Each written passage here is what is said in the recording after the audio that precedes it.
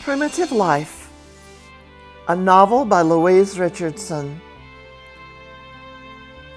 Chapter 12, Convergence, Part 2. And now, the conclusion of Primitive Life. Harvey Llewellyn. Piece of cake. Man, it's hot and stuffy in here. I thought it was supposed to be a climate-controlled storage facility. Goddamn liars. Everybody lies and exaggerates and misleads. Why should I be surprised? Still, nothing's damaged, as far as I can see. So this is what my life comes down to. A few boxes of plaques, diplomas, plus some comic books and magazines sealed in plastic. Those are worth something, though. I can get big bucks in Austin for them. I'm sure enough to skip the country, and I know a pilot down in Brownsville who won't ask me anything except how much you got. I could use some help with this shit. What the hell? I'll just make a couple of trips with that El Camino I bought in Tulsa. It's old, and it's beaten up, and it's rusty, but it got me this far. It'll do, Austin to Brownsville. Maybe not much farther than that. Ow! God damn it! Broke my foot. Well, maybe not. Hurts like shit, though. What about the box? Let's see the worst. Glass broke on my PhD diploma. Crap. That seems to be all. I can get that fixed. The good news is my #1 issues of Action Comics and Uncle Scrooge and The Last Colliers are sealed and unbreakable. Just lug these 2 boxes to the truck, and I'm off for the motel. One more trip to the shed will do it. Then it's on to Austin to cash in and to Brownsville to bug out. Hal Henderson. The mayor's honoring him again. Beats me how this kid's a hero.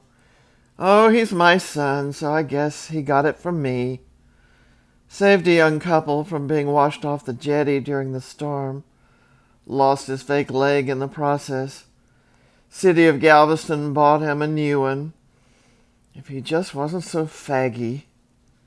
His mom's just as proud as can be. She doesn't see it. He's just her boy. We all do what we can. Dennis saved a floor of people from that second tower on 9/11. He saved those kids on the jetty. I get it. He was in the right place both times. Nothing I wouldn't have done. I don't begrudge him, but why can't he just get straight? Now Otto Schmidt, the son of a bitch, now there's a man, like what I'd want Dennis to be. Took my job away from me. Okay, so I was on tour after tour of the Middle East. I'll get the job back. The kid's thinking of moving inland. Can't say I blame him. He has a family to think about, and he can't be driving back and forth to Round Rock all the time. Hell, I've been through hurricanes before. Galveston always bounces back. We'll rebuild to meet the next one in 10 or 20 years. We'll survive. Guess I'll call him about that fugitive they spotted in Tulsa. Sorry to disturb Otto on his vacation. He's out of jurisdiction, but he'll want to know. Why this guy Llewellyn is headed south beats me. Maybe he thinks he'll fare better in Mexico. I'd stay out of there if I was him. Don't want to mess with those drug cartels. It's good to keep in touch with the old office. I might just be back before too long. Leah Pollock Schmidt. I hate to admit it, but Sarah's right. The food there at Tommy's Surf and Turf is crap. Well, some of it's not so bad. And Sarah had a good time herself. Can't believe she's all grown up. She says there's a new spot 100 times better. Maybe so, but Tommy's is our place, Otto's and mine. We have to check it out when we're in Habsburg. Whoa, Otto's taking the corner a little hard. I wish he'd get off the cell phone when he's driving. Pretty incredible. Dr. Llewellyn is cutting through Texas on his way to Mexico, if that's what he's doing. The Department of Public Safety troopers, the Texas Rangers, and every police department in the state is looking for him. He wouldn't dare show up in this town.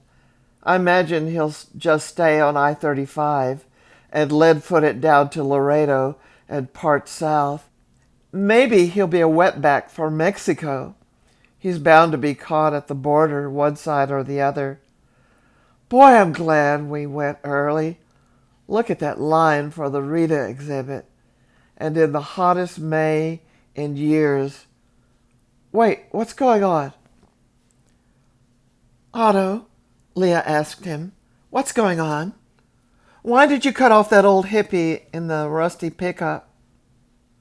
It's him, said Otto, pulling into a convenience store driveway and blocking the truck just a little too fast. Go ahead and park the car. I'll be back soon. Where are you going? Sister Sarah demanded. And off Otto ran to the rusty red and white El Camino, unable to budge the truck with Otto's car in the way. Harvey Llewellyn slammed his door and made a mad dash across the street into the queue, pushing people aside as he went toward the entrance of the exhibition hall and knocking at least one tourist to the ground. Otto may have been out of his jurisdiction, but he was apparently the only one onto the identity of his quarry. Stop that man, he shouted to the security guards at the door of the arena, but Harvey was already inside. Obviously, Harvey's plan was to lose himself among the tourists and make his escape out the back door, if he could find a back door. The sheriff of Galveston pressed on, knocking down a tourist or two himself. Sorry, he said. Catch him! He's a murderer! The guards finally closed in on Harvey, while sirens screamed down the block. Harvey took evasive action and dove under the legs of some high school girls. Their screams gave way his position as the guards and police and Otto closed the dragnet. Up Harvey jumped on one of the glass display cases covering a diorama of Rita's world. He was poised to leap on to the next one when he caught sight of the ancient lady herself. Just for a second, the scientist in him was awed at her presence. Long enough for Otto to grab him by the ankles. Harvey leaped off the case, freeing his right leg, but Otto had him by the left. So all the fugitive could do was twist away and fall hard. Dr. Harvey Llewellyn smashed into the venerable Pleistocene matron's glass sarcophagus, impaling himself from his back through his heart, bleeding out over the Australopithecine remains, and dying in the prehistoric, always gentle, arms of Grey Mama. The possible descendants of the walking champs went about their primitive lives in very much the same way all of their ancestors had done. There were conveniences and technological improvements, but there was also violence and greed and love and hate and courage and sacrifice and birth and death. The personalities changed, but life went on. The end. Primitive Life, a novel by Louise Richardson.